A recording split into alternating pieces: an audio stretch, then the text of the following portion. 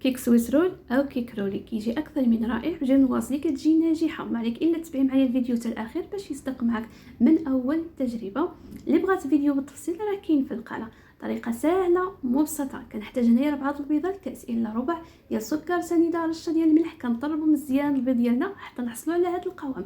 كتبوا شي حرف او شي رقم كيكون بارز الفوق، هكا كتكونوا حصلتوا على القوام اللي غتنجح لكم الوصفه نتاعكم. ما كنحتاجوش هنايا الزيت نهائيا، وكذلك ما نضيفوش الخميره الحلويات، فقط غير بهاد المكونات. تبعوا معايا حتى الاخير. كنحتاج هنايا كاس ديال الدقيق خاص بالحلويات. كنضيف 2 معالق ديال الكاكاو كما لاحظتوا، يعني عمرت به الكاس دوك 2 معالق ديال الكاكاو.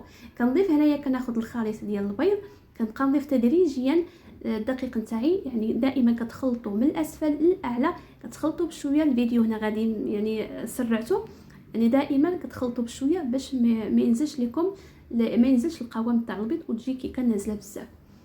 بالنسبه للفرن كندخلوه يعني كيكون الفران بارد تقريبا من 8 دقائق حتى ل 10 دقائق كتكون كيكه نتاعنا طابت. كندوز لاكريم تاعي. بالنسبه للاكريم لكم الاختيار، يعني تضيفوا اي لاكريم كتفضلوا. هنا كنضيف ليها معلقه ديال الشوكولاته للدهن، وكنضيف ليها النكهه ديال الشكلاط.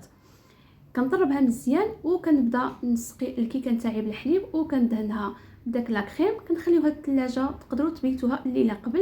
وبالنسبه للطبقه الاخيره اللي غادي نزينوا بها الكيكه نتاعنا، كناخذ هنايا كاس ديال الحليب، كناخذ 2 معالق ديال لاكريم باتيسري، وكنضيف ليها كذلك الشوكولاته. يعني لكم الاختيار كما كانت الشكلاط كتضيفوا ليها للتزيين. صراحه كتجي اكثر من رائعه وكتجي لذيذه بزاف.